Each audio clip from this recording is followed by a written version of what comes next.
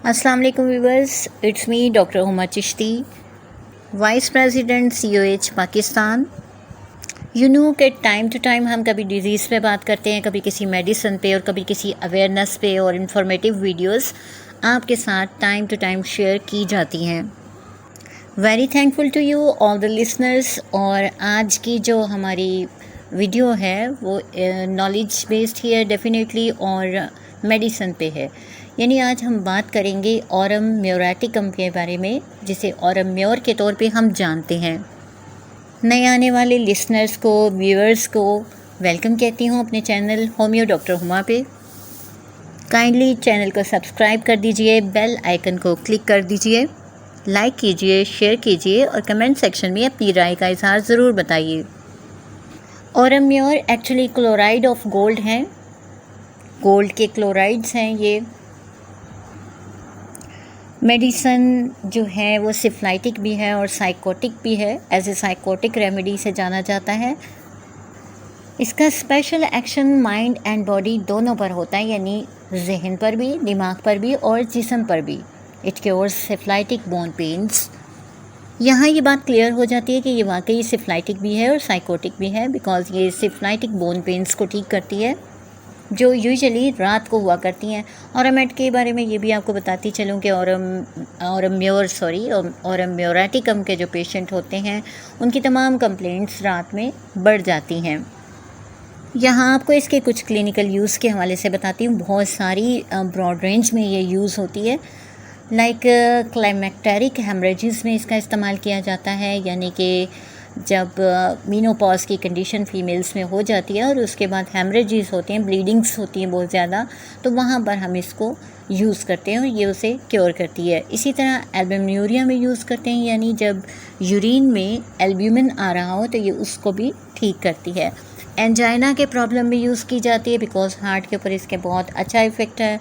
फिर ये multiple sclerosis में हम इसे यूज़ करवाते हैं। और एस्मा में मल्टीपल स्क्लेरोसिस की बात की तो इसके ऊपर एक फुल वीडियो मेरी मौजूद है, आप मेरे चैनल पे देख सकते हैं इसको, और इसके बारे में मुकम्मल अवेयरनेस और ट्रीटमेंट देख सकते हैं। बात आती है आगे के और किस चीज़ में ये क्योर करती है, तो एस्मा यानी दमे की कंडीशन, केरीज यानी हड्डियों की टूट फूट, हेयर फॉल में बहुत अच्छा काम करती है, यानी बाल झड़ने लगते हैं, लॉस करने लगते हैं वहाँ पर। और डेफिनेटली हार्ट प्रॉब्लम्स में तो है ही इसका इफ़ेक्ट, बिकॉज़ ये हार्ट के ऊपर अच्छा एक्शन रखती है। फिर एनल फिस्टुला में बहुत अच्छा काम करती है, और कंडाइलोमेटा साइकोटिक डिसऑर्डर्स में ये चीज़ आ जाती है।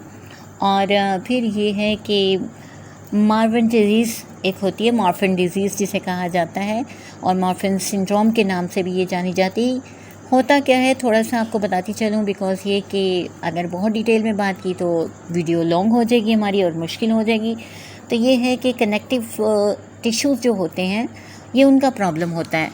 ये हार्ट जो है, आइज़ हैं यानी दिल, आँखें, ब्लड वेसल्स और स्केलेटन यानी इंसानी जो ढांचा है वो डिस्टर्ब होके रह जाते हैं। ये तमाम चीज़ें इन्वॉल्व होती हैं इसमें।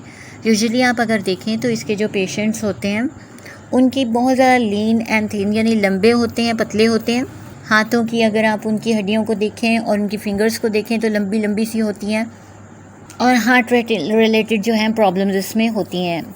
और लिवर अफेक्शंस में भी बहुत अच्छा काम करती है मेडिसन। हेमरेजिस का मैंने स्टार्टिंग में ज़िक्र किया। ऑप्थेल्मिया में बहुत अच्छे इसके रिज़ल्ट्स हैं, यानी आँखों की जो तकलीफ़ है इसमें। और पेरियोस्टाइटिस में बहुत अच्छा काम करती है, जहाँ पर भी हड्डियों की टूट फूट हो रही हो, इन्फ्लामेशन हो।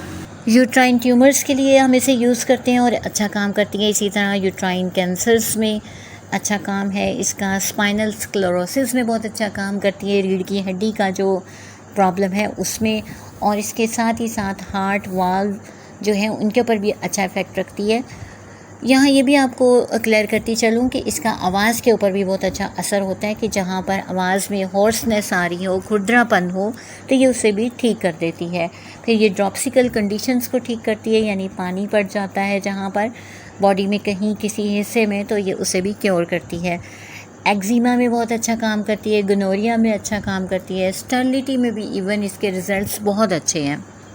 स्टर्लिटी आप समझते हैं कि बांझपन को कहा जाता है। और इसी तरह इनलार्ज स्प्लीन में यानी तिली का बढ़ जाना। और ज़ुबान के कैंसर में जहाँ स्पेशली आप अगर देखें तो ज़ुबान बिल्कुल लेदर की तरह गफ सी हो जाती है, ग्लोसाइटिस हो जाता है, ज़ुबान की सोजिश हो जाती है और उसके बाद की इंड्यूरेशन में ये बहुत अच्छा इफ़ेक्ट देती है। यहाँ ये आपको क्लियर करती चलूँ कि ये ग्लैंडुलर जो अफेक्शंस होती हैं यानी गदूदों की जो प्रॉब्लम्स होती हैं उनमें भी इसका बहुत अच्छा असर है। बात कर लेते हैं हम ऑरम म्योर की एक्सक्रीशंस के हवाले से। तो ऑरम म्योर जो है उसमें आप देखें तो उसकी एक्सक्रीशंस, उसके तमाम अखराजात, वो चाहे बलगम हो, चाहे वो पस हो, चाहे कोई किसी किस्म का डिस्चार्ज हो, लिकोरिया हो, येलो और एक्रेड होगा, यानी येलो भी होगा, पीला और तेज़ाबी। ये चीज़ याद रखने की है। पेशेंट के सर में जब दर्द होती है तो इसके याद रखिए कि फोरहेड पे यानी इसके पेशानी का जो हिस्सा है उसके बाएं तरफ दर्द महसूस होती है और ये स्टिंगिंग पेन्स होती हैं, बिल्कुल जैसे डंग लगता है ना, इस तरह की पेन्स होती हैं। और म्योर का पेशेंट हर काम से एवर्जन फील करता है, यानी किसी काम को भी पसंद नहीं करता अपनी तकलीफ़ की वजह से, और इसकी जितनी भी तकलीफ़ हैं वो रात को बढ़ जाती हैं। यहाँ एक बात बहुत इंपॉर्टेंट है कि aurum mur cures the bad effect of mercury, यानी मरकरी के जो बुरे असरात होते हैं, मरकरी या पारे के बुरे असरात जो होते हैं, ये इन्हें ठीक करने के सिलसिले में बहुत ही ज़बरदस्त रेमेडी है।